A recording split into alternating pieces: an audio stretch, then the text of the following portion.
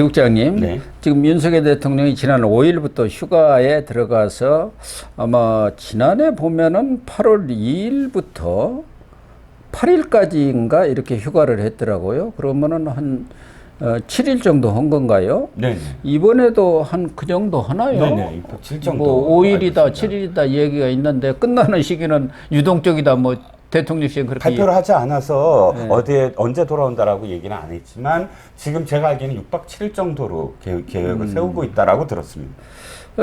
지금 윤석열 대통령은 휴가 가서도 늘 안테나를 용산에다 두고 있는 것 같아요. 그 용산에서도 중요한 현안들은 보고를 하고. 그렇죠. 왜냐하면 지난번에 그 사상 뭐 최대 폭락, 네, 증시 폭락 거기도 있었고. 바로 또 컨티전시 플랜에 대한 의견을 지금 또 얘기한 것 같고 폭염. 폭염 문제. 그 취약계층 대책도 네네, 지시를 하고. 그렇습니다. 그런 상황인데 그보다는 지금 정가의 관심은 윤석열 대통령이 휴가가 끝난 뒤에 무슨 반전 카드를 갖고 나올까. 네. 흔히 우리가 휴가 구상이라 하지 그렇죠. 않습니까? 맞습니다. 대통령의 휴가 구상. 네네. 지난해는 거제시고 저도 대통령 별장이 있는 별장 데죠. 있죠. 예, 예. 그리 갔는데 올해는 무슨 남해 쪽에 있다고 해요. 그래 네. 해군 뭐 부대에 있다는 말도 있고. 아, 그렇죠. 그러니까 저도에서 멀진 않습니다. 왜냐하면 저도를 가는 것도 해군 기지 때문에 가는 거예요. 네, 그렇죠. 그 해군 해군이 기지가 완전히 있으니까. 이 가드를 해줄 수 경호. 있고 푹 들어가서 일반적으로 거기 이렇게 경호와 안보, 그러니까 보안과 경호와 관련해서는 저도가 최적지다이기 때문에 사실 가는 거고 천남대도 없어졌잖아요.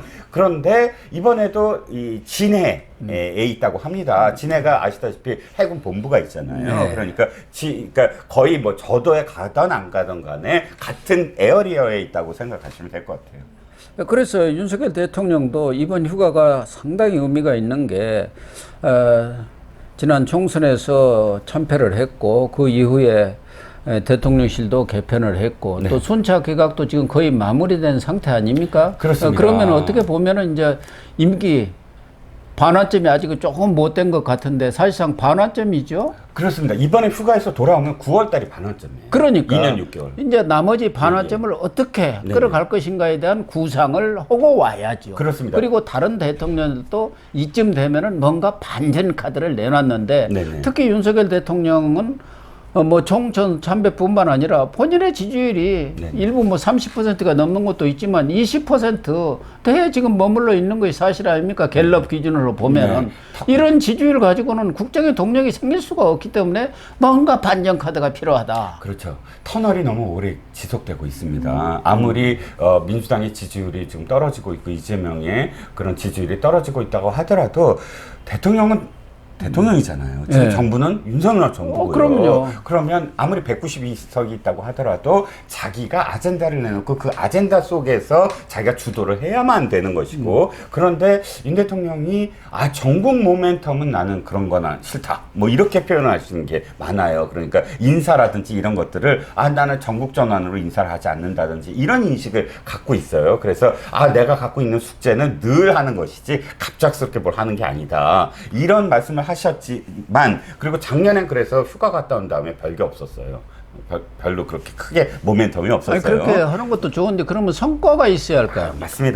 맞습니다. 결과로 보여주는 거거든요. 그렇죠. 정치인이라는 것은. 그렇습니다. 대통령은 특히 그렇죠. 그렇죠. 그러니까 올해는 다를 것이다. 한국일보가 먼저 단독을 했어요. 보니까 한국일보 단독을 해서 4+1의 개혁안을 국민들한테 직접 표현하겠다. 4+1이 뭐냐 그랬더니 우리가 다 아는 것들이에요. 연금개혁, 노동개혁, 교육개혁 플러스 의료개혁에다가 플러스 1은 저출산. 이렇게 4+1이다. 근데 한국일보 기사가 나오자마자 비판적인 그 댓글들이 달렸어요.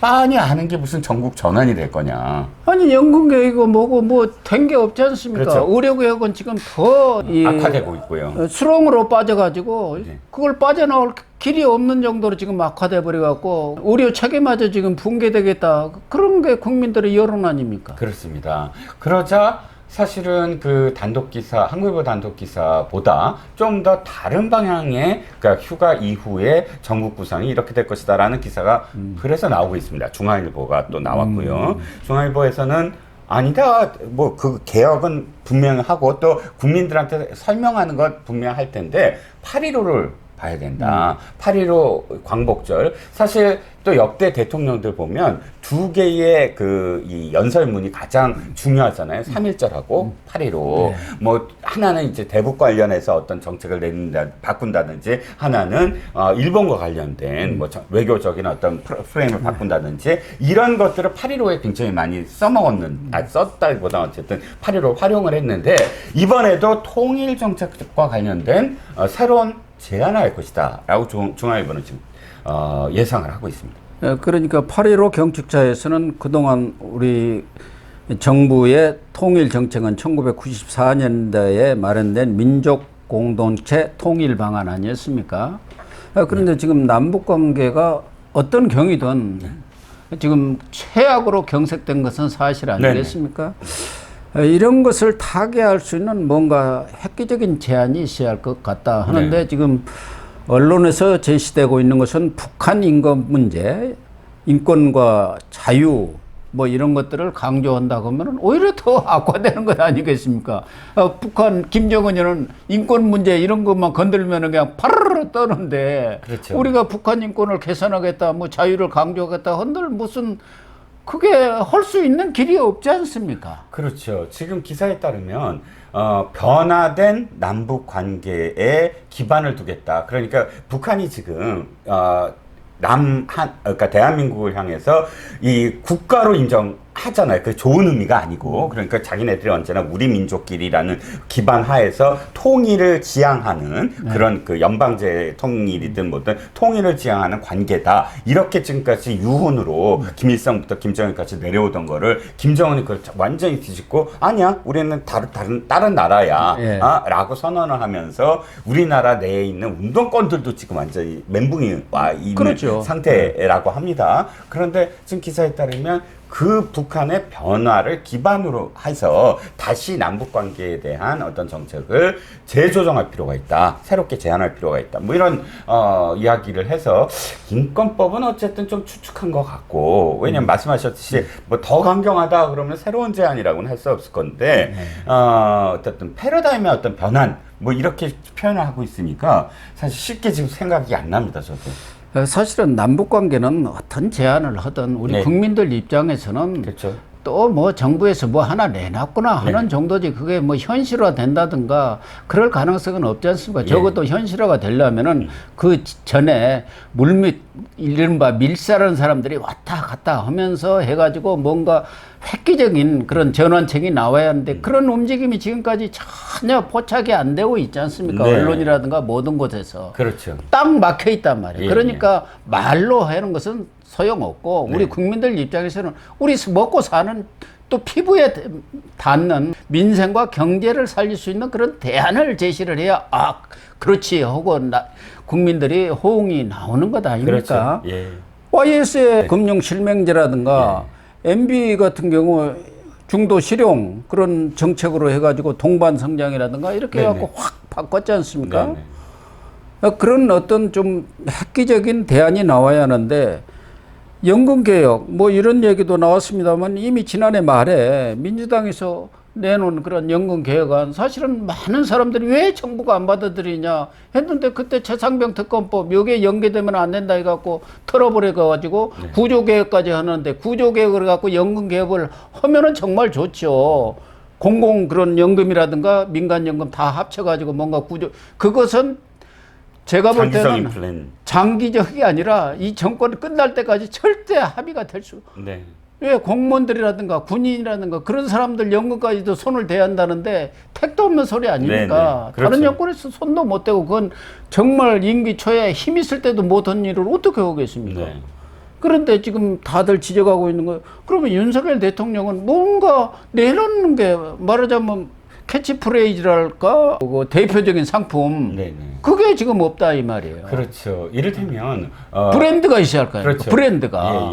MB만 하더라도 뭐 녹색 성장 뭐 시작할 때 그게 성공하든 안 하든 간에 하나의 어떤 이렇게 가겠다라고 해갖고 돈도 투입하고 어쨌든 대운하다 뭐다 해갖고 4대 강도 개발하고 막 그랬지 않습니까? 그렇죠. 박근혜 대통령만 하더라도 경제민주화라는 이름 하에 복지 시스템을 다 바꿨잖아요. 예. 이렇게 무엇인가 내가 개혁을 해서 국민들의 어떤 삶에 직결되는 부분을 이렇게 가겠다라고 해서 그걸 야당이 반대를 하면 반대하는 대로 사실은 하나의 논쟁이 되고 공방이 되면서 국민들을 설득해 나가는 과정, 이게 사실은 아젠다를 던지고 국정 운영을 하는 모습인데 너무 나열만 하고 있다.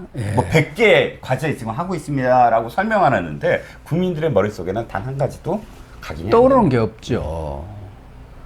그래서 뭐 8.15 경축사는 경축사대로 하고 뭐 8월 말에 윤석열 대통령이 국정 브리핑을 국민들한테 하겠다. 뭐 이런 안도 검토를 한다고 그래요. 그래서 이제 8월 말이면은 이제 임기 반환쯤에 되기 때문에 나머지 절반의 임기를 이렇게 국정을 끌어가겠습니다. 그러려면 거기에 알맹이가 담겨야지 않겠습니까? 그렇죠. 국민들한테 특히 희망을 주는 한번 믿어보자 이런 말이 나와야 하니까 이번 하계 구상에서 그런 그 대통령의 국민들의 공감을 할 수 있는 그런 정책 구상이 나와야지. 맞습니다. 남북관계 뭐 그런 것은 해도 그렇게까지 획기적인 방안이 나올 수가 지금 없는 상황이죠. 맞습니다. 물밑 접촉을 통해서 뭔가 합의가 돼가지고 깜짝 발표를 한다면은 정말 남북 관계가 뭔가 이제 지금까지 경색 국면에서 화해 국면으로 갈 수도 있겠다는데 그런 가능성은 없지 않습니까? 그렇죠.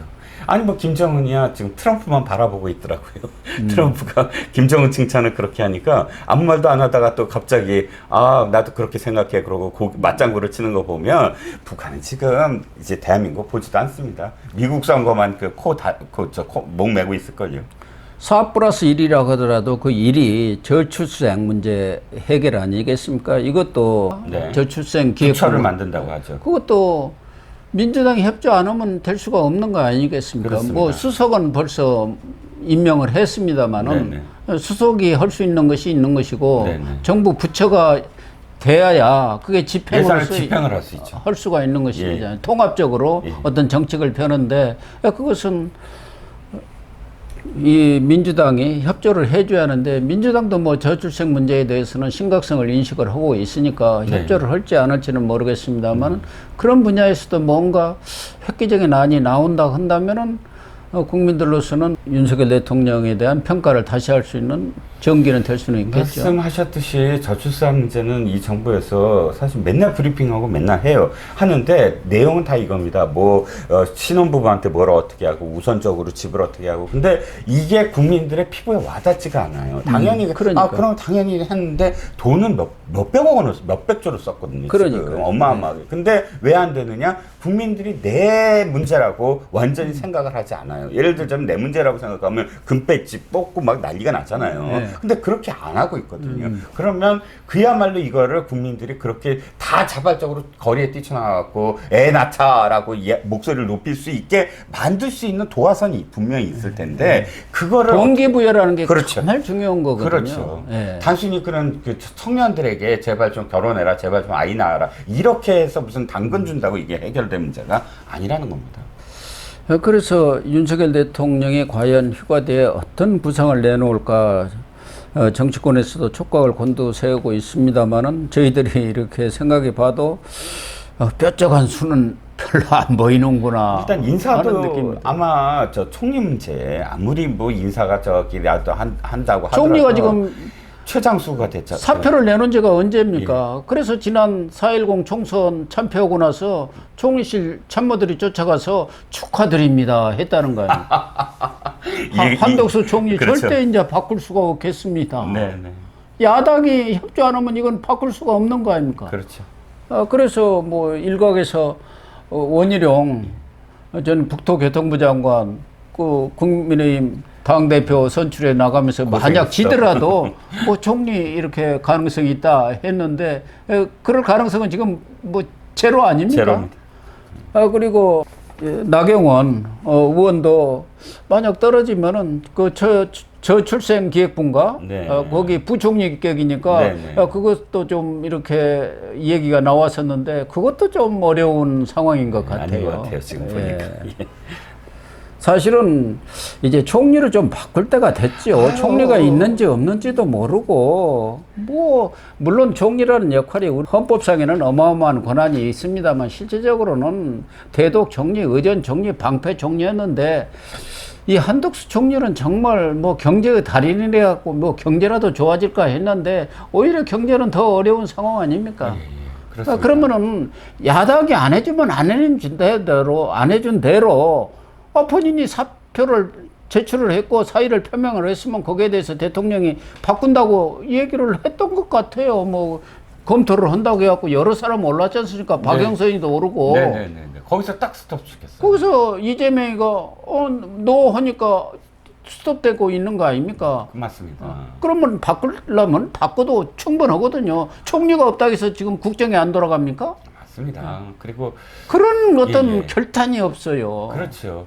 그래서 저는 아무리 108석이고 그 전에 뭐 100 뭐 몇 석 안 되더라도 의원 입법이 없어요. 그러니까 무슨 말이냐면 대통령이 자기가 무슨 철학을 하든 뭐 정치 운영 뭐 철학이 있든 아니든 아젠다를 내놓든 이 자신이 무엇인가를 하기 위해서는 법안이 필요하잖아요. 네. 근데 저쪽에서 안 들어줄 거 뻔히 알아도 하긴 해야 돼요. 그래갖고 여당을 통해서 이건 꼭 해야 된다. 국민들을 위해서 이 법은 해야 된다. 그렇게 해서 사실 공방을 벌여줘야 되잖아요. 그러면요. 그래갖고 이게 민생법안도 제대로 지금 발목 잡고 있는 야당이다. 국민들한테 호소도 하고 그렇게 가야 되는데 제가 알기엔 2년 동안 대통령실에서 의원 입법을 부탁해서 여당을 통해서 입법안이 깨진 게 하나도 없어요.